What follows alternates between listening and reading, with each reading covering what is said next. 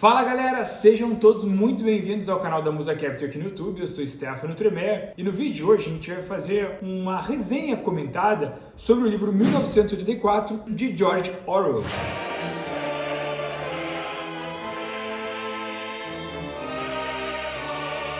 George Orwell também é autor do também consagrado Revolução dos Bichos. E nessas duas obras fazem uma crítica a sistemas totalitários, principalmente uma crítica também ao socialismo e ao comunismo em especial. A ideia aqui do vídeo de hoje é a gente fazer uma resenha comentada sobre os principais tópicos do livro e esclarecer então também com uma pitada de opinião pessoal o que eu entendo da escrita aqui de Orwell. É um livro que foi escrito em 1949, com uma visão futurística, uma história fictícia de que imaginava que poderia ser o futuro, e então se tinha toda uma expectativa, porque em 1949 o mundo recém tinha se livrado então do nazismo, estava tendo já a inserção de um novo regime totalitário que seria a União Soviética, e a ideia então de Orwell é transmitir talvez um alerta, um aviso do que poderia ser uma sociedade ou ser um mundo inteiro globalizado. A gente iniciaria logo em seguida um período denominado Guerra Fria no mundo, onde se existia muito medo em relação a uma guerra nuclear entre a União Soviética e os Estados Unidos e o que efeitos isso causaria no mundo. Essa literatura distópica, futurística, fictícia de Orwell, que é o que 1984 representa, acaba sendo então o resultado, a história se passa no resultado de ter tido uma guerra mundial entre alguns países. E aí então, no resultado dessa guerra mundial nuclear, sobram somente três grandes países, três superestados, seria a Oceania, a Eurásia e a Lestásia, e a história se passa na Oceania. Mas o que é a Oceania? A Oceania é como se fosse as Américas como um todo fosse um único país, incluindo a parte do Reino Unido, ali Inglaterra e mais um pedaço da África. Os outros países seriam, superestados, seria a Eurásia, que seria uma mistura de Europa com a parte da Ásia especificamente, e a Lestásia, que seria um pouco da África e o que a gente conhece talvez como até mesmo Oceania. A gente tem são os três superestados resultantes dessa guerra nuclear, e aí então o livro é um romance. Na prática vai contar a história de um funcionário público na Oceania, então se passa onde hoje na vida real seria Londres, e esse funcionário público ele é membro do partido dominante, ou seja, os três superestados eles continuam em guerra, e os três são totalitários, então você tem um regime onde tem um líder supremo, e um partido dominante onde todo o resto da população é obrigada a submeter às leis e regras desse partido. Tá? Então a história é um romance, como eu estava comentando, se passa e conta um pouco da vivência de Winston Smith, que ele é um funcionário público e ele trabalha dentro desse ministério que eles chamam de Ministério da Verdade. Qual que é o trabalho do Winston no seu dia a dia, basicamente? O trabalho de Winston no seu dia a dia é receber seus superiores alguns fragmentos de notícias de jornais passados, onde o objetivo e o trabalho e missão dele é reescrever o passado com base em questões que façam sentido e possam beneficiar o partido perante a sociedade como um todo. Então esse é o trabalho de Winston. A gente já está falando aqui um pouco de manipulação da verdade, reescrita da história e outras questões também que Orwell vai abordar mais profundamente de críticas aos sistemas totalitários. Mas antes de a gente avançar de fato o que é o Ministério da Verdade, qual que é o objetivo disso, eu acho que é importante a gente também dissertar aqui como que de fato era organizada essa Oceania ou essa sociedade na qual Winston vivia então e era membro também do partido.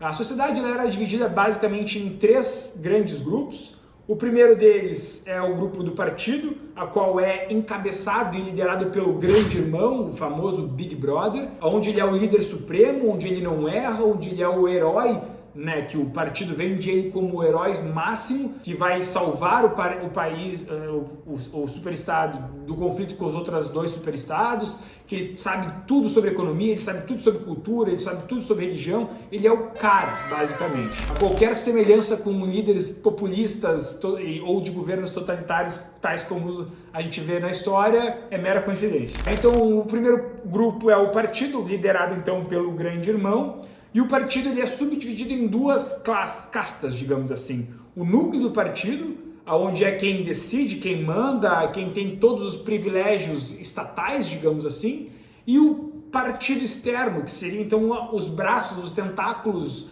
do núcleo do partido. O partido externo é quem vai executar o que o núcleo do partido de fato determinou, né? Então, assim, eles são as pessoas que trabalham no partido externo ou até mesmo no núcleo do partido. Elas desde a sua infância são treinadas, capacitadas, organizadas para pensar e exercer somente aquilo que o partido entende como sendo relevante e importante, tá? E muito fundamental, assim, né? O partido ele é tão organizado e tão restritivo em relação às liberdades individuais que os filhos muitas vezes são estimulados a denunciar condutas que o governo ou o partido declara como subversivas, como fato, por exemplo, imagina, de algum membro do partido ter um livro e ler um livro, ou ter um pedaço de papel e escrever num pedaço de papel. Isso dentro de um regime totalitário totalmente restritivo não é tolerado, e então os filhos, a ideia de família, ela é desconstruída com o intuito de não existe família, não existe relacionamento. O partido é a família, a nação é a família e é isso que importa, nada mais, né? Então é feita uma desconstrução da família, uma desconstrução da liberdade individual em prol de algo coletivo, né? Também nada que não aconteceu em alguns lugares, regimes, principalmente socialistas, comunistas ao longo da história. Depois, a segunda grande classe, e talvez a maior classe de moradores ou viventes dessa sociedade hipotética, são os proletas, que na prática seriam a classe baixa ou a classe média. Eles correspondem à maior parte da população, eles vivem em áreas pobres, superlotadas, e eles não têm nenhum tipo de educação formal, não são estimulados a saber ler, escrever, nem nada do gênero. Eles só executam e são incentivados a executar trabalhos simples, manuais, de baixo intelecto. Eles sofrem, obviamente, toda a manipulação estatal em relação à informação que eles recebem ou como eles podem pensar de fato.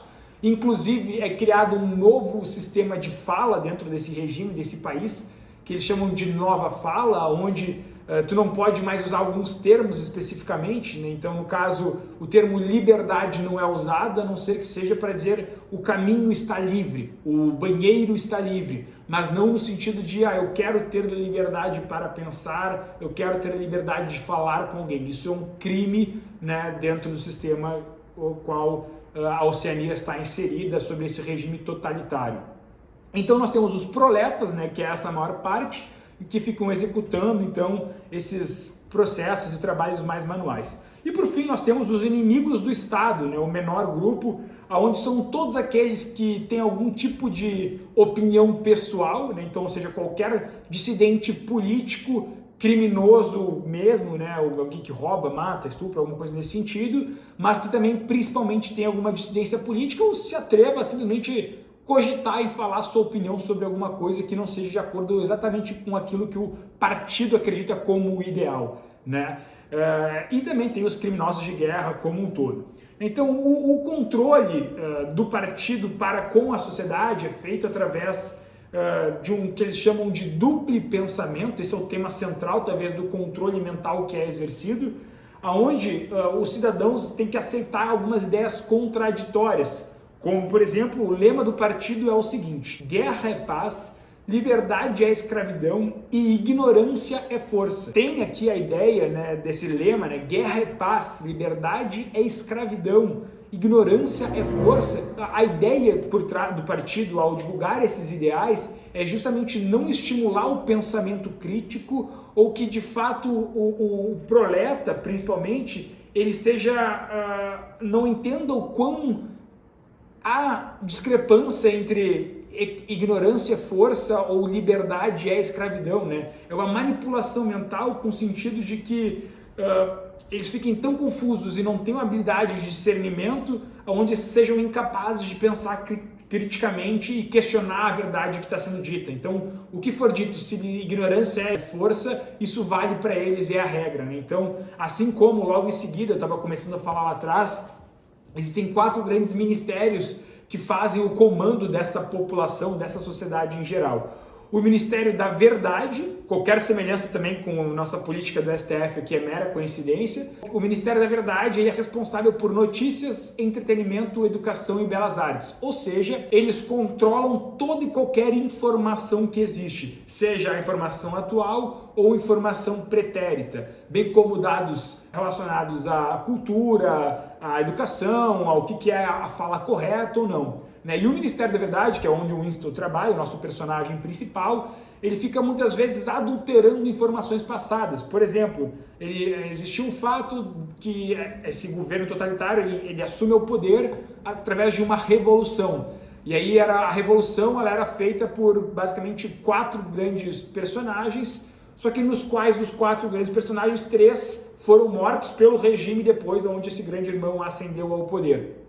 Então, as notícias que falavam que a Revolução tinha 4 grandes personagens e tudo mais, elas são modificadas, né, no passado e é feita a educação das crianças e da sociedade como um todo, de que nunca existiram 4, na prática era só um, é uma manipulação do passado. O Ministério da Paz é responsável pela guerra, seria então o Ministério da Defesa, na prática ele é o responsável pela guerra, né? O Ministério do Amor, ele basicamente é a polícia, né? Então é quem é responsável por garantir lei e ordem. Então o Ministério do Amor no livro é o que pratica a tortura, é o que prende as pessoas por dissidências políticas, é o que vai atrás, né? Enfim, qualquer também semelhança com alguma Gestapo da vida ou algo do gênero é mera coincidência. E depois nós temos o Ministério da Pujança, que é o responsável pelas questões econômicas. E aqui também, né, eles vivem numa comunidade que podemos fazer um paralelo socialista, comunista, onde não há empresas privadas, não há o privado, ou seja, não há uma competição e, por consequência, interesse em se produzir em larga escala ou algo do gênero, o nível de produção acaba sendo muito baixo e a sociedade como um todo passa fome, passa necessidade em relação a vestimentos, a ter um tênis, por exemplo, enquanto que, obviamente, o núcleo do partido não passa por essa realidade, mas todos os proletas e, inclusive, o partido externo acabam sofrendo. Então, essa é um pouco a ideia e a estruturação da sociedade lá. Acho que uma questão importante e o porquê de que, no caso, né, depois é explicado ao longo do livro, o porquê que eles se preocupam tanto, né, no caso da função que o Winston desempenha no livro, com a manipulação e entendimento da verdade especificamente ou da história. Né? E aí tem uma citação bem importante que um outro personagem, membro do núcleo do partido chamado O'Brien, faz. Né? Quem controla o passado, controla o futuro. Quem controla o presente, controla o passado. Vamos de novo. Quem controla o passado, controla o futuro. Quem controla o presente, controla o passado. Qual que é a grande questão? Se tu está no governo atual e tu quer modificar o passado, por consequência, essa narrativa que tu está criando através do passado vai te dar meios e subterfúgios para conseguir controlar a população no futuro. E é esse, então, o grande mote aqui do trabalho de Winston. E aí ele começa a ficar, peraí, mas isso não faz tanto sentido. Ele começa a se questionar em relação a esse modelo. Ele começa a ver que ele não tem liberdade de pensar, não tem liberdade de fazer nada. E aí, então, ele começa a ser um rebelde. E nesse meio tempo, ele conhece a Júlia, ele se apaixona pela Júlia. E eles começam, então, a viver um romance, né, às escondidas. Então se combinam de se encontrar num bosque, cada um vai por um caminho, começa um relacionamento, eles se apaixonam, porque também isso é proibido, as pessoas não podiam se apaixonar por quem elas quisessem, né? E eles então começam a debater, eles começam a falar sobre essa questão de não ficar confortável, né, nesse regime, nesse governo que eles estão de fato passando. O Winston começa a cada vez mais ficar mais enérgico, quer se envolver, existe a possibilidade, escuto alguns boatos que existe a confraria, que seria um sistema de oposição nas escuras, eles querem se integrar nessa confraria como um todo. A Júlia, ela é mais conformista, assim, ela fala, não gosto do sistema, é uma merda, mas beleza, eu vou tolerar esse sistema, eu vou viver sobre esse sistema mesmo fazendo as minhas fugidinhas aqui e tudo mais. E o Winston começa a se inflar cada vez mais, ele começa a não gostar disso e ele vai então procurar pessoas que ele entenda que tenham sinais de que de fato também pensam assim. E aí então ele conhece e se aproxima desse O'Brien. Né? O O'Brien, ele era membro do núcleo do partido e numa palestra que eles estavam assistindo, o O'Brien deu a entender para Winston que titubearia em relação a esses ideais do partido ou a sua, ao seu favorecimento, ou ele gostar de fato da política como estava. E o Winston tenta se aproximar dele, ele se aproxima e o O'Brien diz para ele, não, eu sou contigo, vem lá em casa, vamos conversar sobre e tudo mais. Eles conseguem, através de um diálogo de corredor, assim, a se entender que todos os três, né, a Julia, o Winston e o O'Brien, eram contra o partido como um todo. Eles vão lá, o O'Brien fala para eles, tem um livro aqui da confraria, a confraria existe mesmo, ela é ativa, a gente está trabalhando, né, para, enfim, derrubar esse sistema, derrubar esse governo totalitário, abusivo e tudo mais, que controla a informação, que controla tudo. A gente não está satisfeito, então toma aqui o livro do principal opositor, né, que o Graham de Girmão dizia que tinha uma oposição terrorista, que queria derrubar ele, que era né, comedor de criancinhas ou algo do gênero. Então eles botavam um inimigo em comum, assim, com o intuito de manter o governo, né, manter o regime. E aí então o que acontece? O Winston e a Julia começam, né, a querer cada vez mais participar e se integrar nessa confraria. Acontece que eles estavam uma vez certo de um albergue ou algo do gênero clandestino, né, que eles se encontravam, né, para ter o seu relacionamento. E ele está lendo desse livro, desse principal opositor que o O'Brien tinha fornecido para ele, até que então eles são descobertos por um informante e esse informante então denuncia eles para a polícia secreta. Eles são presos e conduzidos então ao Ministério do Amor. Lembrando que eu falei antes, o Ministério do Amor não tem nada de amor, ele é o Ministério da Tortura, onde vão presos políticos e qualquer tipo de presos. Eles, então, Julia e Winston são presos, eles ficam lá meses então sob interrogatório, sob tortura e tudo mais, e quando eles estão lá já 6 meses, 1 ano, 2 anos, o Winston está muito firme em relação ao seu pensamento. Eles podem me bater, eles podem me matar, mas eles não vão matar o meu pensamento. Era isso que o Winston precisava. Ele estava lá um tempão preso, sendo torturado e tudo mais, e quando eles veem que ele não vai ceder, ele é conduzido para um outro tipo de tortura, e quem vai torturar ele então é o O'Brien. O O'Brien, na prática, que era supostamente da oposição, ele era como posso dizer, um falso integrante de uma oposição. Na prática ele é do partido, ele se diz da oposição, ele se diz, né, um dissidente, membro da confraria, mas na prática ele não é, só para realmente capturar mais, enfim, dissidentes e prendê-los e torturá-los, enfim, convencê-los do oposto, né? Então o O'Brien vai ser o responsável por torturar o Winston. Eles ficam debatendo e questionando. Em determinado momento eles tentam de fato fazer uma lavagem cerebral no Winston, e o Winston fala assim, tá, mas por que vocês estão há meses me torturando, já falei tudo que eu sei para falar e tudo mais, por que vocês não me matam de uma vez, né, se vocês não gostam, e é o que vocês fazem geralmente com os oposicionistas e tudo mais. E aí o O'Brien fala o seguinte para ele, o partido não se interessa pelo ato em si, é só o pensamento que nos preocupa. Nós não nos limitamos a destruir nossos inimigos, nós os transformamos.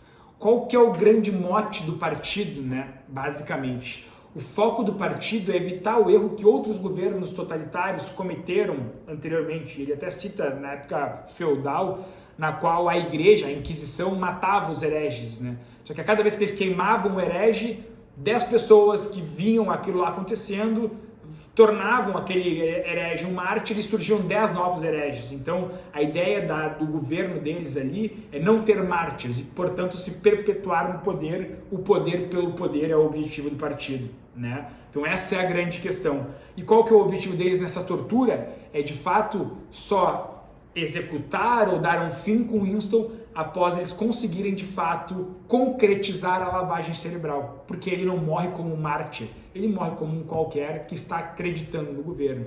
E ele, então, é torturado, ele é eletrocutado, ele sofre bastante nas mãos de O'Brien, até que, em determinado momento, ele cede e não aguenta mais. E ele fala... o que talvez era até então a única defesa que ele tinha era o meu amor pro Júlio é a maior coisa que eu tenho, e as áreas do partido e tudo mais, podem me matar que meu amor pro Júlio nunca vai se ir. E no auge da sua tortura ele fala, podem matar a Júlia, nada mais me importa e tudo mais. E é então que o O'Brien, né, entende que conseguiu a sua missão, conseguiu fazer com que ele, após meses de tortura e tudo mais, e prisão, e fome, e sede e tudo mais, que O'Brien conseguisse então ter por completo a sua lavagem cerebral, e então deixam ele sair da prisão. Ele foi totalmente lavado cerebralmente, né, a cabeça.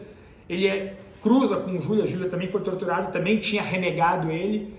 Eles se encontram, trocam meia dúzia de palavras, mas o amor já não existe, eles não têm mais sentimento nenhum pelo outro, nada mais importa a não ser a nação, o partido e o amor que eles nutrem agora pelo grande irmão. E aí sim, eles podem ser mortos, eles podem ficar ali, não faz mais diferença para o partido, porque se eles morrerem, eles não morrem mais como mártires.